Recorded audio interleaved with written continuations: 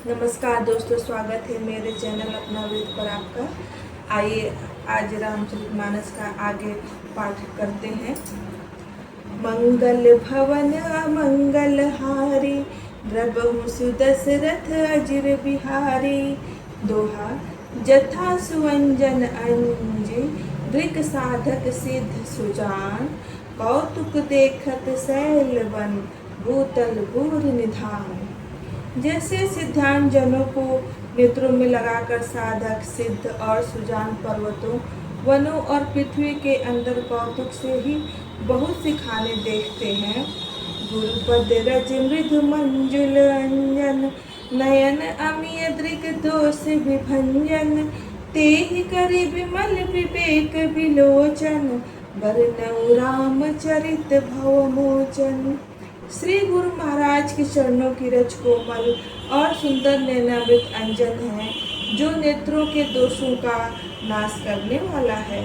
इस अंजन से विवेक रूपी नेत्रों को निर्मल करके मैं संसार रूपी बंधन से छुड़ाने वाले श्री रामचरित्र का वर्णन करता हूँ। बदहु प्रथम महीसुर चरना, मोह जनित संशय सब हरना।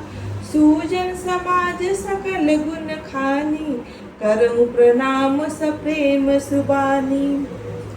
पहले पृथ्वी के देवता ब्राह्मणों के चरणों की वंदना करता हूँ, जो अज्ञान से उत्पन्न सब संदेहों को हरने वाले हैं। फिर सब गुणों की खान संत समाज को प्रेम सहित सुंदर वाणी से प्रणाम करता हूँ।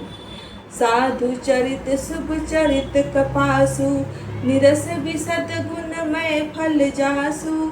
जो सही दुख पर चित्र दुरावा, बंदन जेहि जग जस पावा। संतों का चरित्र कपास के चरित्र के समान शुभ है, जिसका फल नीरस विशद और गुणमय होता है।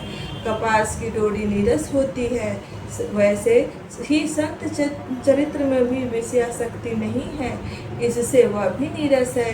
कपास उज्ज्वल होता है, संत का हृदय भी अज्ञान और पाप रूपी अंधकार से रहित होता है, अर्थात उज्ज्वल होता है, इसलिए वह विशद है और कपास में गुण होते हैं। इसी प्रकार संत का चरित्र भी सद्गुणों का भंडार होता है, इसलिए वह गुणमय है। जैसे कपास का धागा सुई के किए हुए छेद को अपना तन देकर ढक देता है, अथवा कपास जैसे लोढ़े जाने, काते जाने और बुने जाने का कष्ट सहकर भी वस्त्र के रूप में परिणत होकर दूसरों के गोपनीय स्थानों को ढकता है, उसी प्रकार संत स्वयं दुख सहकर दूसरों के चित्रों अर्थात दोषों को ढकता है, जिसके कारण उसने जगत में वंदनीय यश प्राप्त किया है। मुद मंगलमय संत समाजु, जो जग जंगम तीरथ राजू। राम भक्ति जहाँ सुरसरि धारा, सरसई ब्रह्म विचार प्रचारा। संतों का समाज आनंद और कल्याणमय है, जो जगत में चलता फिरता तीर्थराज है। जहाँ उस संत समाज रूपी प्रयागराज में राम भक्ति रूपी गंगा जी की धारा है और ब्रह्म विचार का प्रचार सरस्वती जी हैं।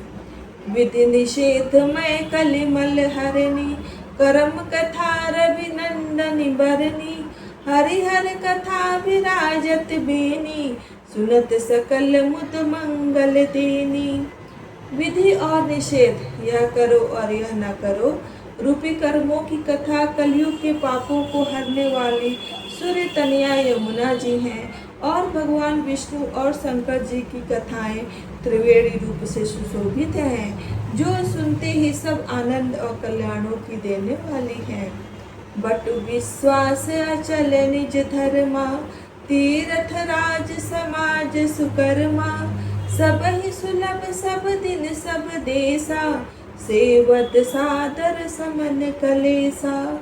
उस संत समाज रूपी प्रयाग में अपने धर्म में जो अटल विश्वास है, वह अक्षय वट है, और शुभ कर्म ही उस तीर्थराज का समाज है।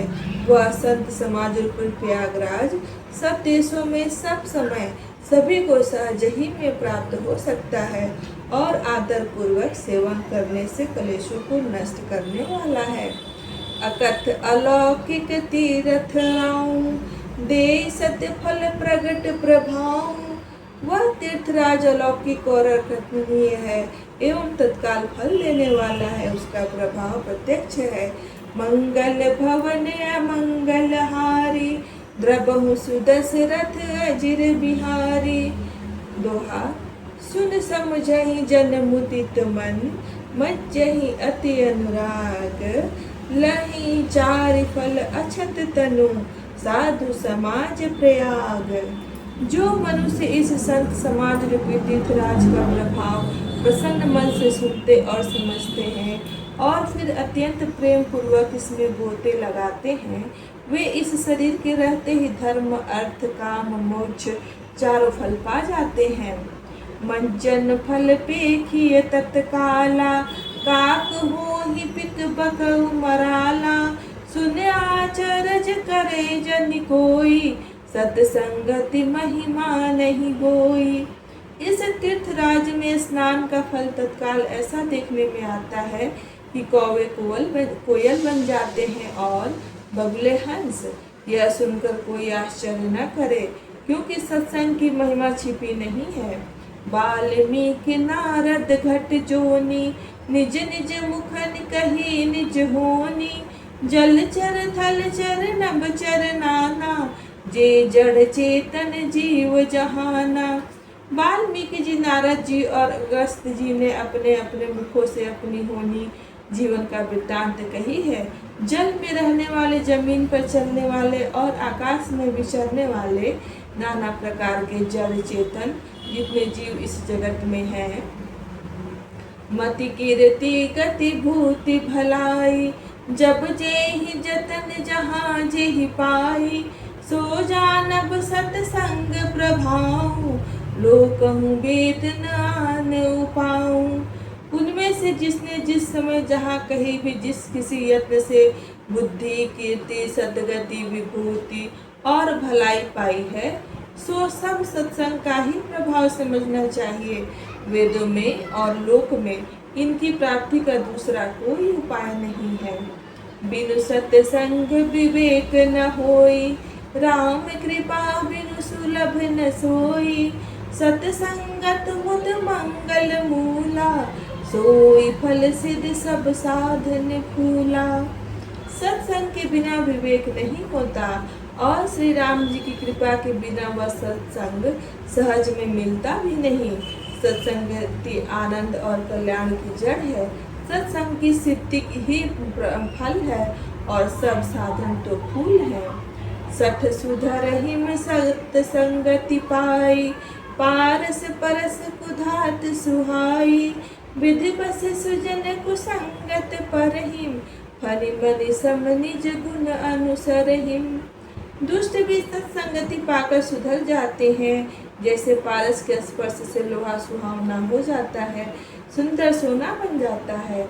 किंतु देव योग से यदि कभी सज्जन कुसंगति में पड़ जाते हैं, तो वे वहाँ भी सांप की मणि के समान अपने गुणों का ही अनुसरण करते हैं। अर्थात जिस प्रकार सांप का संसर्ग पाकर भी मणि उसके विष को ग्रहण नहीं करती तथा अपने सहज गुण प्रकाश को नहीं छोड़ती, उसी प्रकार साधु पुरुष दुष्टों के संग में रहकर भी दूसरों को प्रकाश ही देते हैं।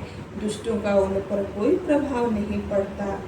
विधि हर हर कवि को विद्वानी, कहत साधु महिमा सकुचानी।